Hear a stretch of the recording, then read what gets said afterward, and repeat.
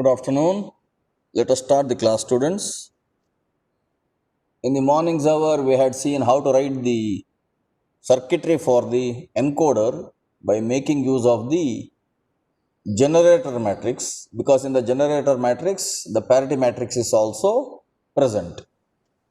So, by observing the generator matrix, we had seen that C5 equals D1 XOR D2 XOR D3, C6 equals D1 XOR D2 XOR D4, C7 equals D1 XOR D3 XOR D4 in accordance with the ones that were present in the generator matrix. Accordingly, we had written this particular diagram. We already know that C1 is directly D1 itself. Similarly, C2, C3, C4 are directly D2, D3, D4.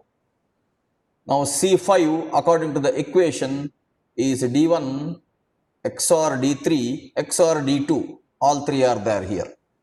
Accordingly, for C6 and C7, I am showing you the connections of inputs to the XOR gates and the respective output connected to the commutator. So, this way we can implement the hardware for encoding circuit. Now, the next part of the problem is to implement the hardware for the syndrome circuit as well. So, let us see that.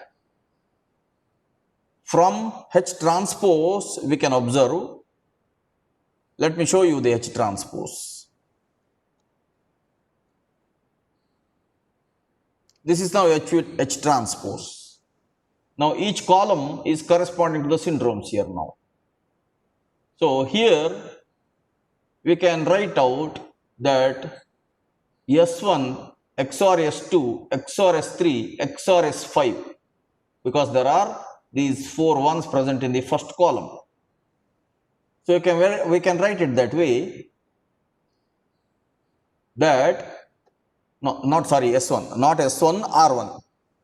So, we can write that S1 equals R1 XOR R2 XOR R3 XOR R5.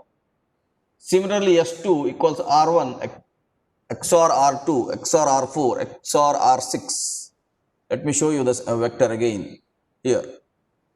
R1 XOR R2 XOR R4 XOR R6. Same way, S3 is R1 XOR R3 XOR R4 XOR R7. That is that R1 XOR R3 XOR R4 XOR R7. Just by visually observing this H transpose, we can write the expression for the syndromes. Now, for the syndrome calculation or syndrome computation, the hardware can be implemented in this manner according to these equations. Now, S1 is R1 XOR R2 XOR R3 XOR R5. You can see the connections done. Similarly, S2 equals R1 is also there, R2 is also there, R4 is there, R6 is there, S3 is, R3 is there, R4 is there, and R1 is also there, R7 is also there. So, this is the syndrome calculation circuit by using the received vector.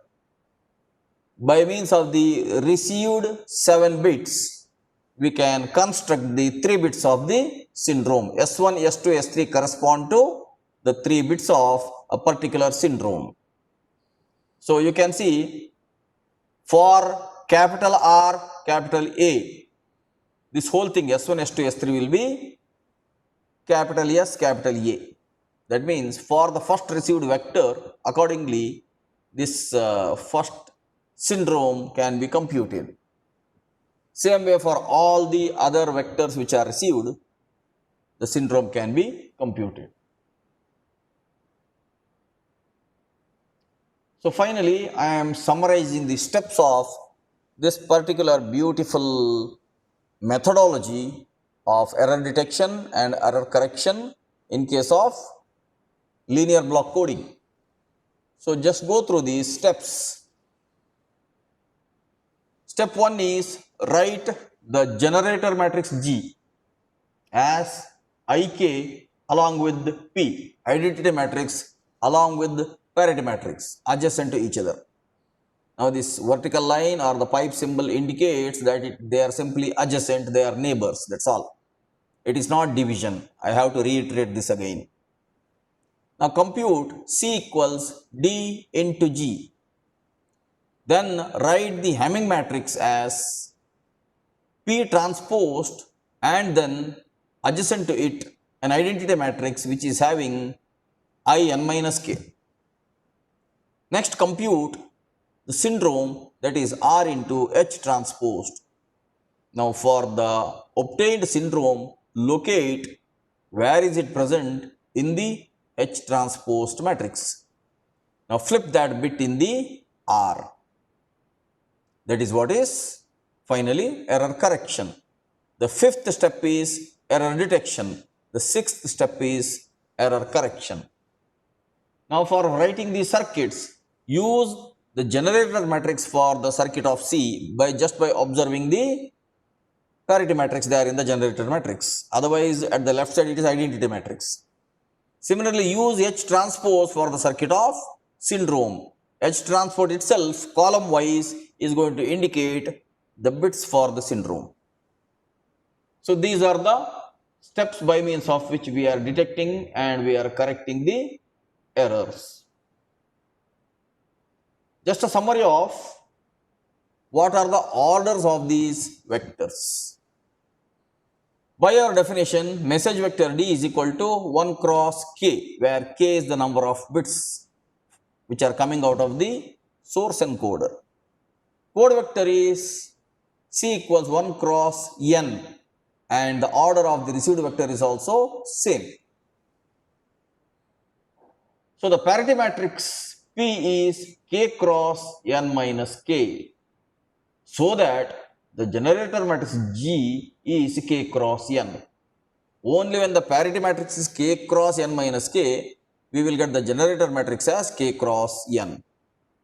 Now the Hamming matrix is N minus K cross N. Just see, the order of the Hamming matrix is just reverse of the order of the parity matrix, because in the Hamming matrix there is the transpose of the parity also. So finally, syndrome vector is 1 cross N minus K. These are the orders of the vectors. Now let us see how to prove CH transpose equals 0. We had used this particular derivation in the previous classes, and I had told you at that time that later on we will come to understand how this expression can be equated to 0. So let us see that. This is a beautiful derivation now, even though it is very simple. Because of this particular expression only, we could easily obtain the error vector. Now we know that C into H transposed is equal to D into G into H transposed. Let us substitute D into G for C. Now what is G? G is identity matrix IK and neighboring parity matrix. So G is IK and P together with an order of K cross N. What is H now? H is P transposed and neighboring with another identity matrix In minus K. Now this whole matrix is of the order of N minus K cross N. Now let us write the H transpose itself in the same form. H transpose is above P will come, because H had P transpose. Automatically H transpose above P will come, below In minus K will come, and this order is N cross N minus K.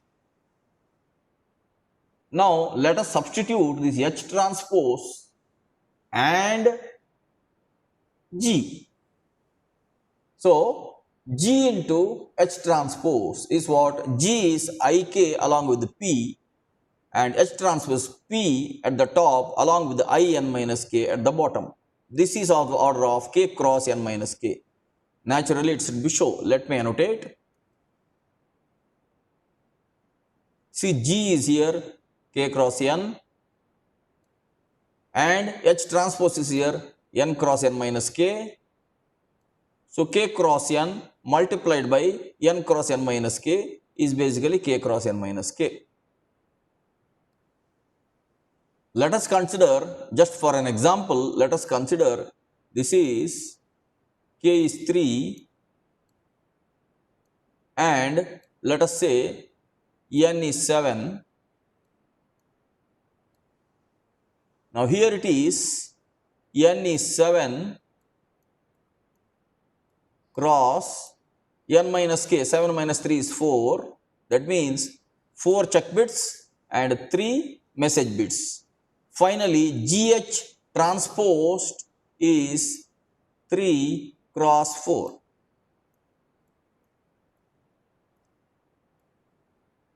Okay, that is the final outcome. GH transpose is 3 cross 4. Let me stop annotation now. So now when we have this GH transpose, you will have to just observe here. There is an identity matrix in the beginning. Then there is a parity matrix. Here in H transpose there is a parity matrix in the beginning. Then I have I n minus k. There is an identity matrix below. Which means corresponding to any element there, let us say we have one 1 here.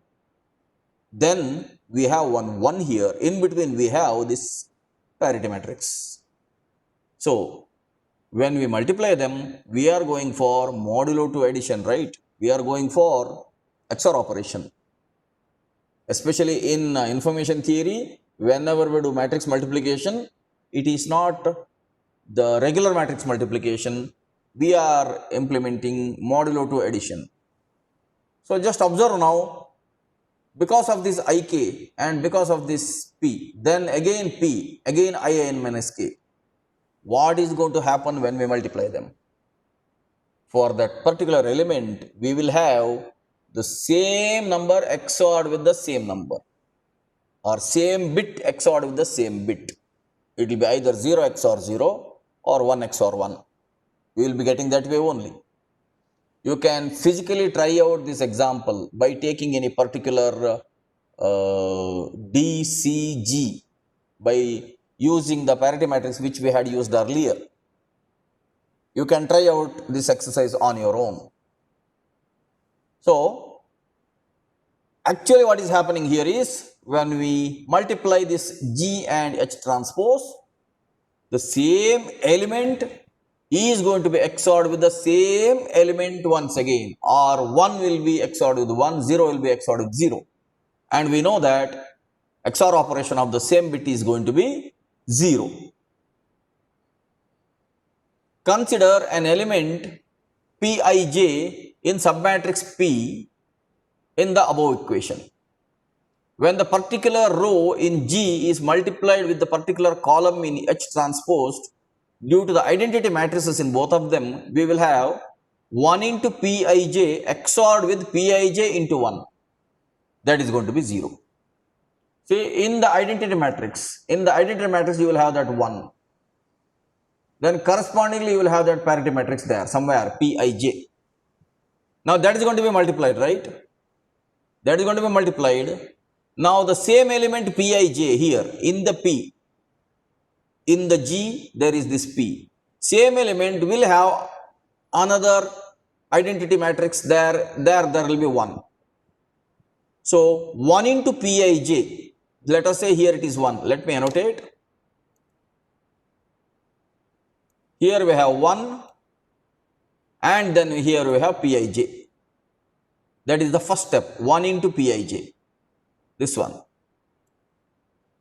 Next we have XORed with the next element, again we have P and Pij into 1. We have one more identity element here. So there will be P and again somewhere there will be that particular 1. That will be this one. So effectively what is happening? Effectively whatever is happening is, the same element is going to be XORed with the same element. That is how we will have 0. Means G into H transpose, we will be getting a complete null matrix. So the result is a null matrix. Now GH transposed is 0 or a null matrix of the order k cross n minus k. What we shall do is we shall multiply both sides by d of size 1 cross k, because data vector is size 1 cross k.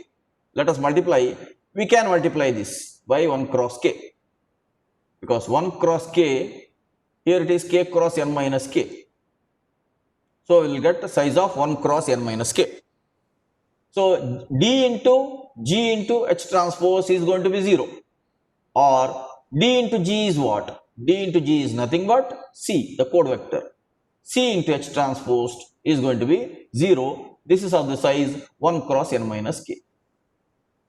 Okay, finally we have proved that the code vector multiplied with the transpose of the Hamming matrix is going to be a null matrix.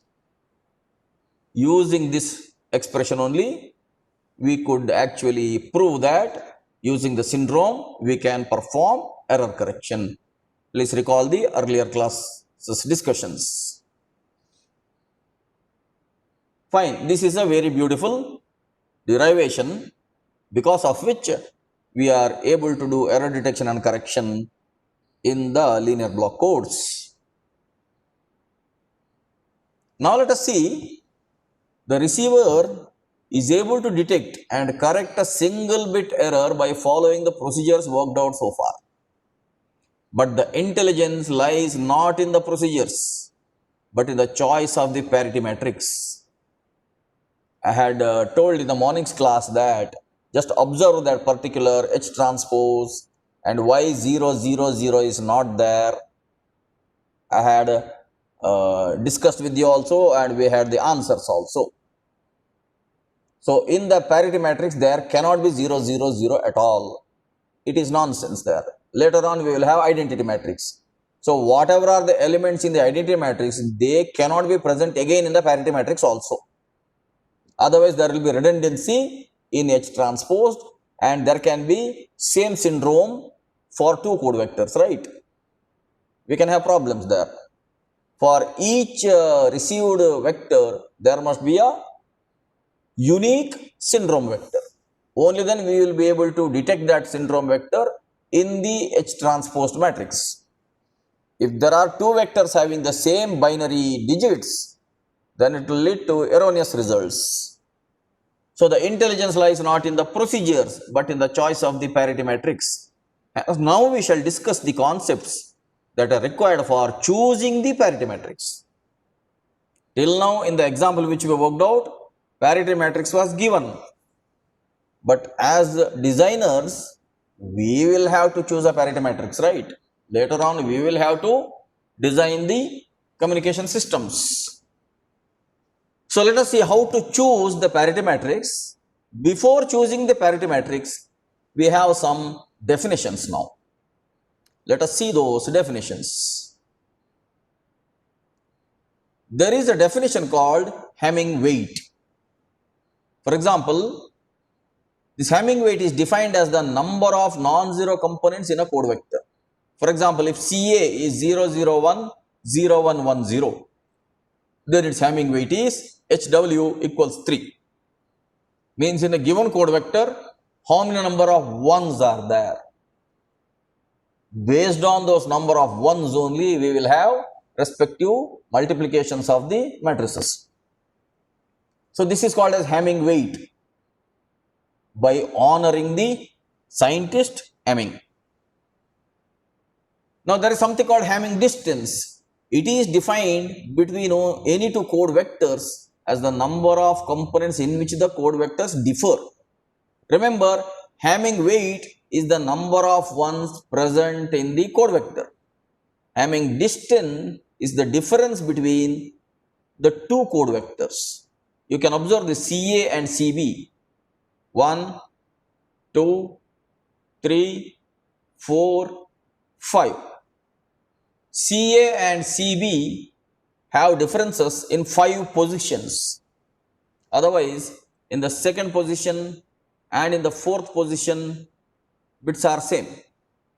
That means out of 7 bits, 5 bits are different, only 2 bits are same in 2 positions, which means the Hamming distance between CA and CB is 5. Remember, Hamming weight is the number of ones in a given code vector. Hamming distance is the difference in bits in between two code vectors. Now, these two are going to be useful for our future calculations of parity matrix. Let us see that now. Now, there is something called minimum distance. Minimum distance, dmin of a block code is defined as the smallest Hamming distance in the given code set. Let us say we have CA, CB, CC like that, we have a given code set which is going out of the channel encoder. Now, there must be a minimum Hamming distance maintained so as to have error detection and correction, and this dmin is dependent on the other two, that is the Hamming distance and the Hamming weight also. Let us see that.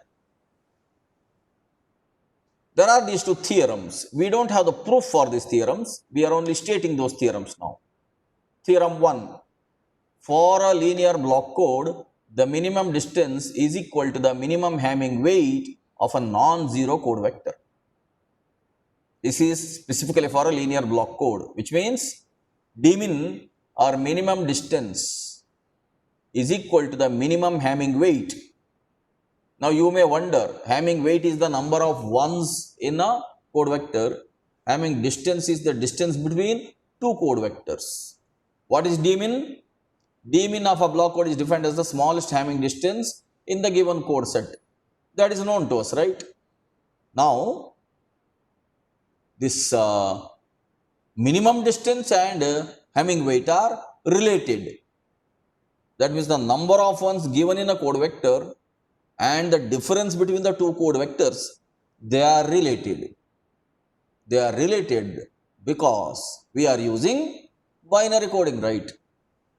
We are using always 0 and 1, right? So, somehow, strangely or naturally, they are related. Normally, we think that the Hamming weight is the number of ones, Hamming distance is the distance between two code vectors. They will be unrelated as such. That is what we think. But it is strange. It is strange or it may not be strange. It may be natural because we are using only binary encoding. That's why I told you the theorem is being stated, its proof is beyond the scope of our syllabus because proof is again completely mathematical. So, what does theorem 1 say? Let me state it once again. For a linear block code, the minimum distance is equal to the minimum Hamming weight of a non-zero code vector. Means, in a set of code vectors, we may have all the bits as 0 also. That is a valid code vector as well. We should not consider that. Apart from that, the remaining codes out of which particular code vector is having the minimum distance, that will also be equal to the minimum Hamming weight. Okay. That we will see in the example later on. Now, in theorem 2, a linear block code is a minimum with the minimum distance can detect up to dmin minus 1 errors in each code word and can correct up to dmin minus 1 by 2 errors, where dmin minus 1 by 2 is taken as the nearest integer, that is less than or equal to dmin minus 1 by 2. Now, this is something strange you may think right now. Later on, we will see its applications. A linear block code with a minimum distance dmin, now it can detect up to dmin minus 1 errors. For example, let us say we will have a linear block code where we will have code sets all arranged in a tabular column. Let us say the minimum distance in that particular code set is, imagine 3. Let me write down.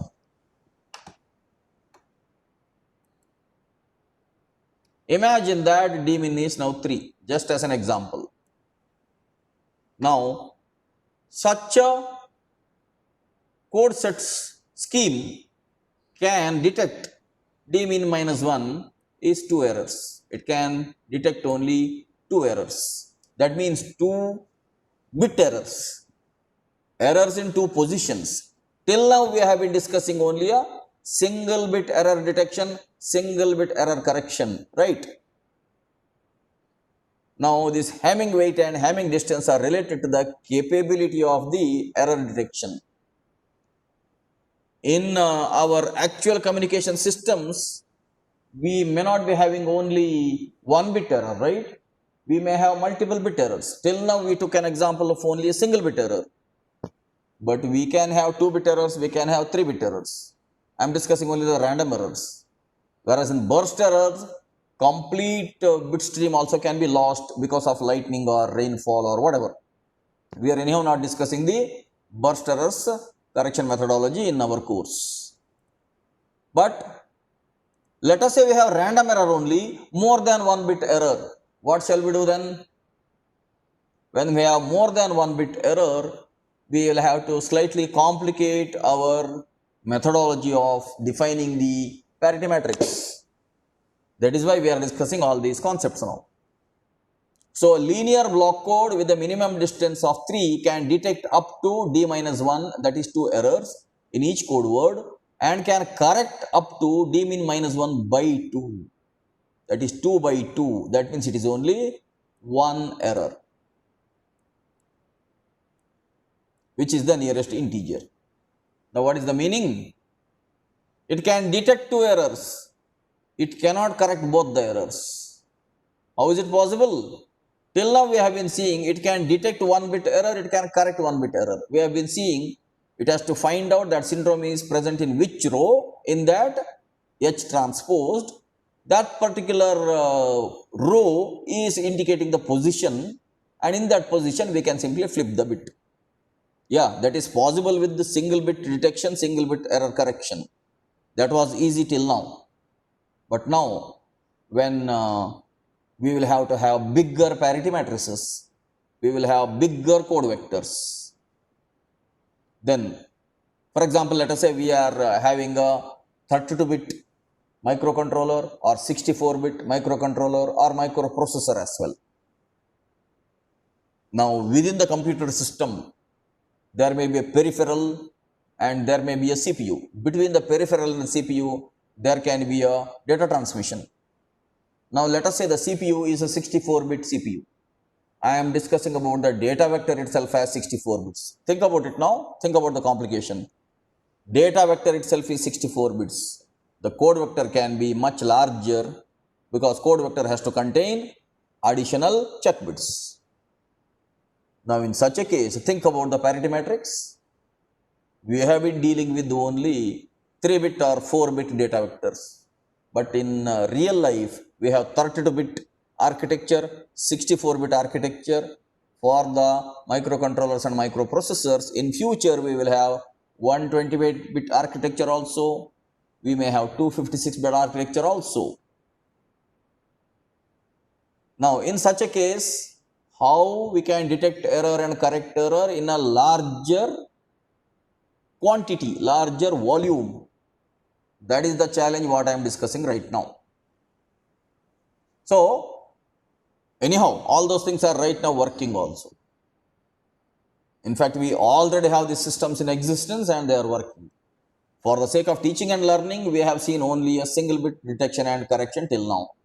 Now, a linear block code with the minimum distance of 3, it can detect up to 2 errors, whereas it can correct only 1 error. What does it mean? It can detect 2 errors, but it will not be able to find out the positions of the errors. Later we will see how is it happening. It can detect that there is an error. It may not be able to detect exactly where is the error. For finding out exactly where is the error, it requires more intelligence. Whereas with the given intelligence, it can correct 1 error in this case. Means it can actually detect the position of 1 error. The other error, where is it existing, it may not be able to detect the position also, because we have this minimum distance 3. Now, the solution can be to increase the minimum distance. Now if we have to increase the minimum distance, we should have the larger bit patterns. That is the challenge which we face there. Okay. So in this way, in real life, we will have more complications. Whatever we saw till now as one example was really a very primitive and simple example. But in the real life, it is not one bit error or it is not two bit error corrections. It can be multiple bit error corrections where the parity matrix has to be much more complicated and the system has to be much more intelligent. Anyway, later on we are going to see how error detection number can be more and how error correction number can be less. Again, for this theorem also, the proof is beyond the scope of our syllabus because the proof is again fully mathematical. Let us see an exercise now. Find out the error detecting and correcting capabilities of the 6,3 code with the parity matrix P equals 101, 110, 011. 6 means code vector is having number of bits 6 and the data vector is having number of bits 3. Now let us write the generator matrix for this. Initially it is identity matrix 100010001. Then write the parity matrix 101, 110, 011. Now the code vectors, let us tabulate the code vectors for each of the message vector. I have already done it. Now I had told you in the morning itself that you also have to actually work out all these exercises. Only then you will understand these things clearly. Now for the message vector 000, C equals D into G. So we get all zeros.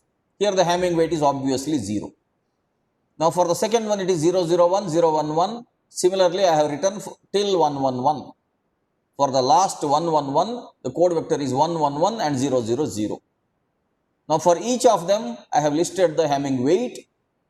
Hamming weight is nothing but the number of ones that are present in the code vector. So, you can see 3, 3, 4, 3, 4, 4, 3, which means here d min is 3. Now, d min is 3 for this particular parity matrix. D min is 3. And as I already explained, if d min is 3, it can detect 2 errors, it can correct 1 error. That I had shown you here. It can detect 3 minus 1, 2 errors, it can correct 3 minus 1 by 2, 2 by 2 is 1 error.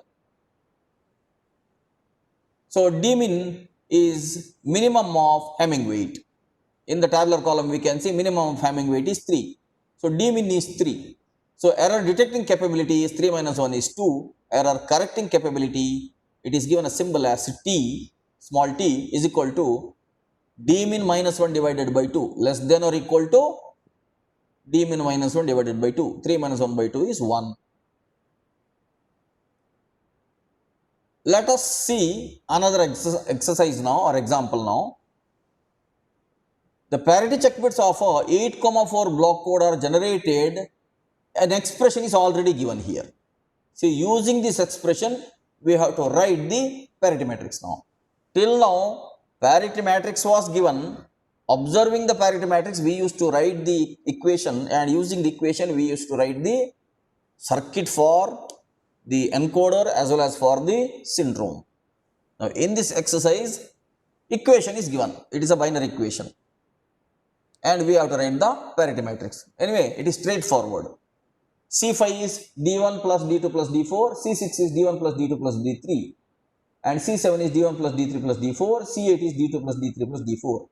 When I write plus, it actually indicates modulo 2 only here. Everywhere it is modulo 2 only. Please remember that.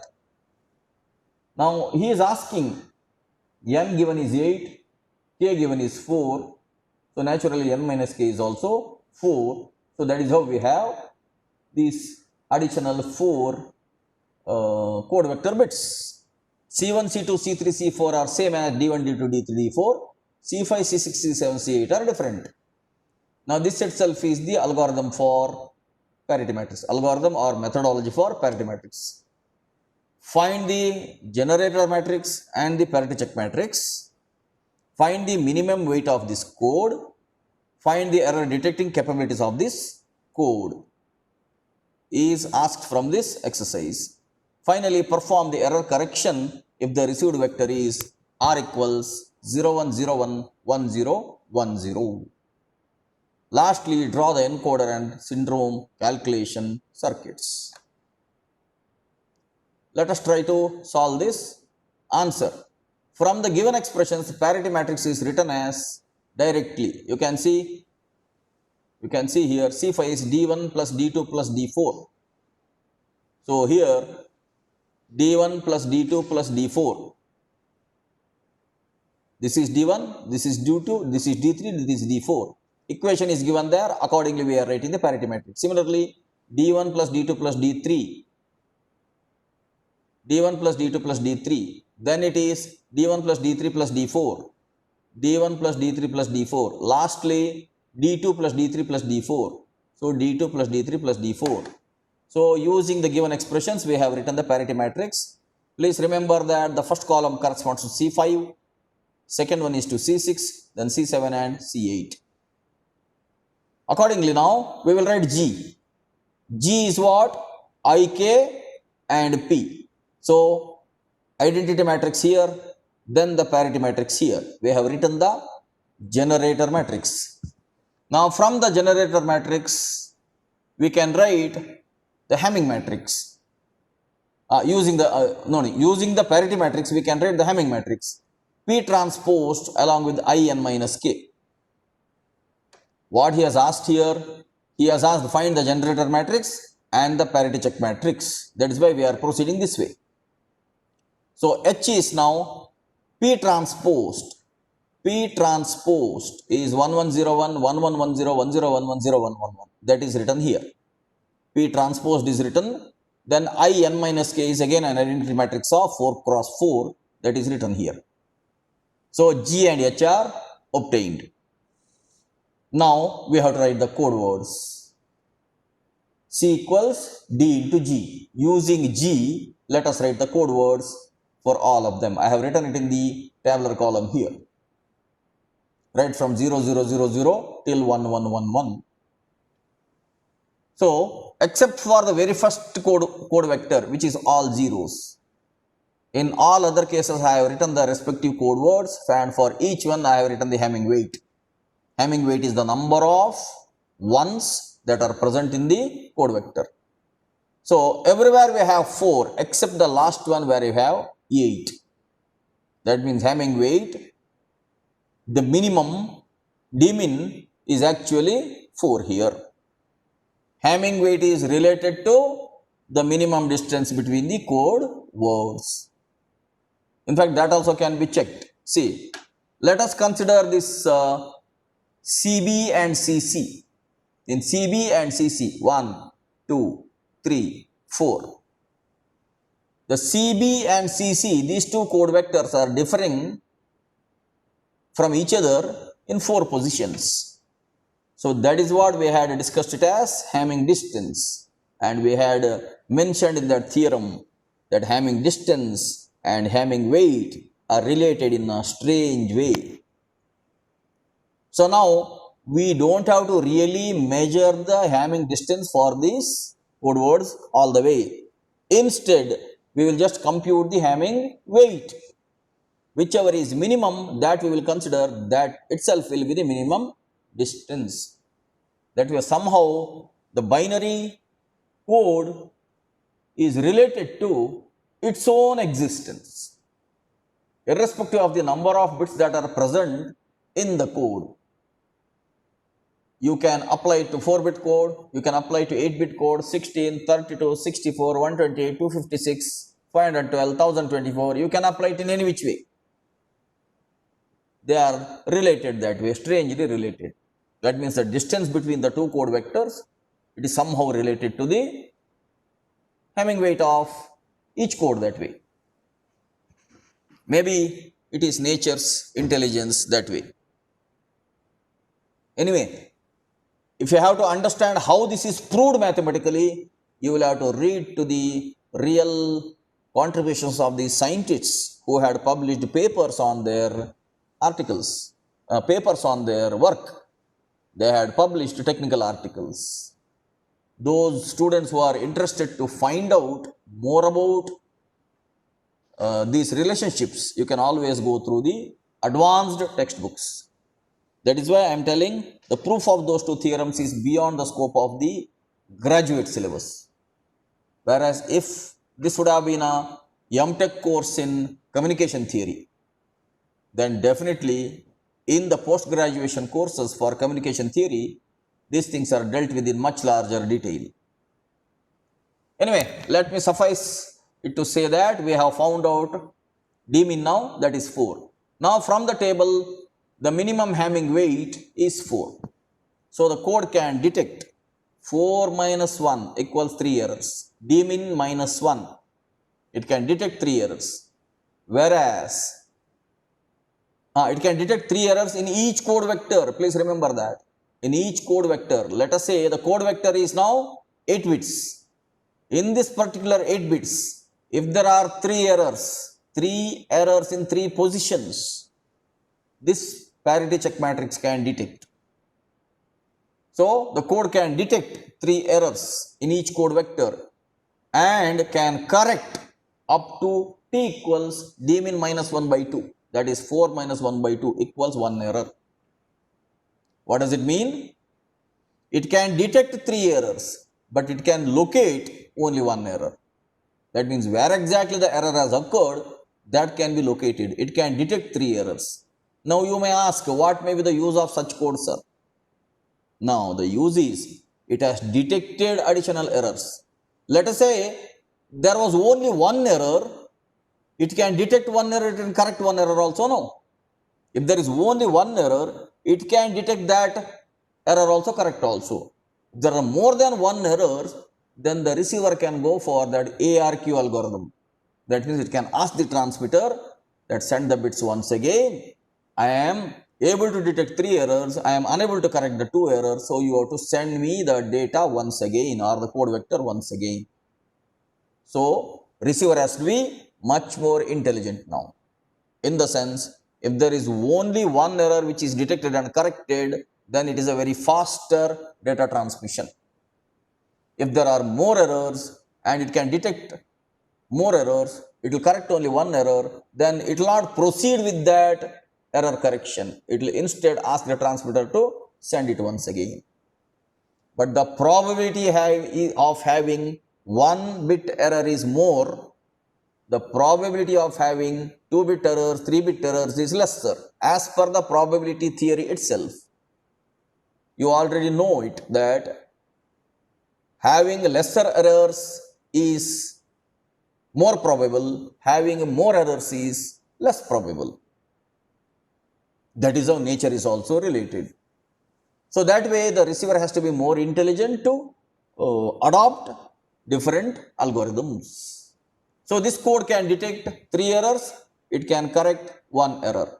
Now finally, when R is 01011010, which is given, syndrome is R into H transpose, that is R into H transpose, we get 1100. Now look at this, this 1100 is not present in the H transposed. What does it mean? It has detected the error. Syndrome is non-zero, it has detected the error, but the syndrome is not present in the H transposed. That means it cannot find out the location now. So that's what I have been telling. This syndrome vector is not present in H transposed. This means that the number of errors in the received code word is more than 1, and hence the error is detected but cannot be corrected. Therefore, the receiver has to use ARQ method for such errors, which means to say that the receiver has to request the transmitter to send the code vector once again. So this way, depending upon our limitations of defining the parity matrix, or depending upon the limitations of the relationship between Hamming weight and Hamming distance, we will be able to detect more errors, but we will not be able to correct all the errors. if we have to increase the error correcting ability of the code, then we should have much bigger parity matrix as well. That is the conclusion. With this, let me stop the class today. I'll see you in the next class. Until then, take care and goodbye.